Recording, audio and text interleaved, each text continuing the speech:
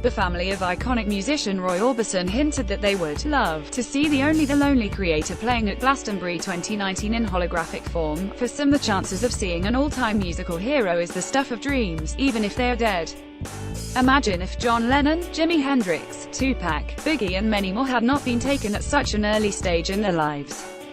They would have, undoubtedly, had much more to give us in terms of their music.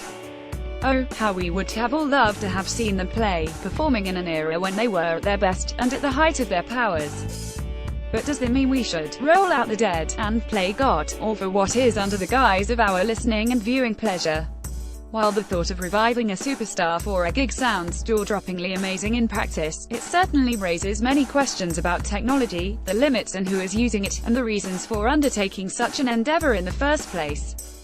Of course, holographic versions of humans are being used for a variety of functions. For example, the French elections in 2017 saw President Macron appear at 2 campaign rallies in Lyon and Paris at the same time. Clever stuff for sure. But in terms of the deceased, maybe we should let them rest in peace. In music, the obsession with the posthumous all started years back with unearthed releases and recordings. Singles, archive footage and then whole albums, sold to fans long after an artist had passed over. Then, at Coachella Festival in 2012, Tupac joined Snoop Dogg and Dr. Dre on stage for a performance, with a holographic version of the rapper emulating him to his movements, his mannerisms and his vocals. It was the Death Row Records gang back together and kicking it hard, well, kind of, anyway. But unfortunately a main problem is that it's all just emulation.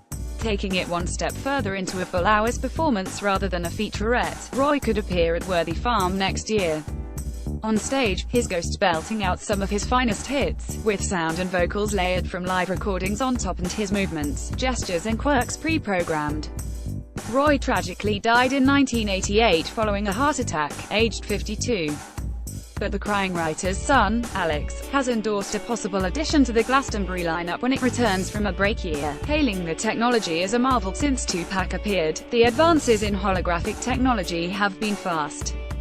The Roy hologram, which has already seen the light of day, is reportedly now able to shine bright in broad daylight and adapt to a range of environments.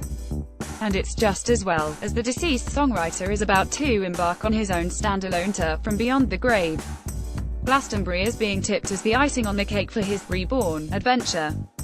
For the Orbison offspring, who have undoubtedly given the permission to use Roy's likeness, the copyright issues that could emerge from a project less endorsed would be mind-boggling. The new technology poses a whole new posthumous career for the iconic musician.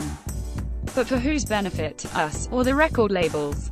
Perhaps, as a novel, one-time event it could work, especially at Glastonbury. The demographic is perfect, adults who fondly remember dancing to Oh, Pretty Woman the first time around.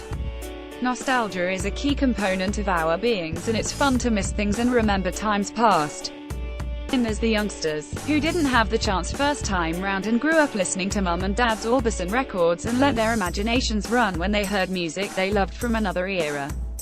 Finally, there's those looking for the unusual and the out of the ordinary as part of their personal festival experience.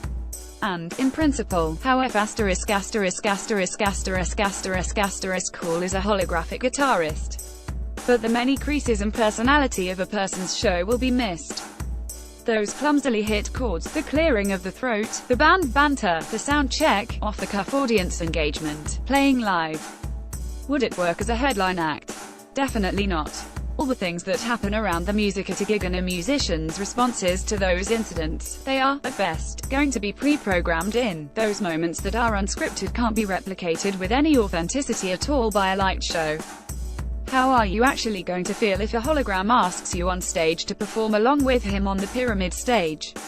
It's going to be strange, not having interaction, quirks and a general lack of authenticity behind a fake show, especially one that the crowd is aware of. So, as novel and amazing an idea like this is, and even with the best intentions at heart, the holographic, epic performance at Glastonbury whiffs of a greedily capitalist society that has ramped up focus on music's shallow heritage industry. Like every other major label in recorded music history, they want a performance by a star, to make money off their well-known songs.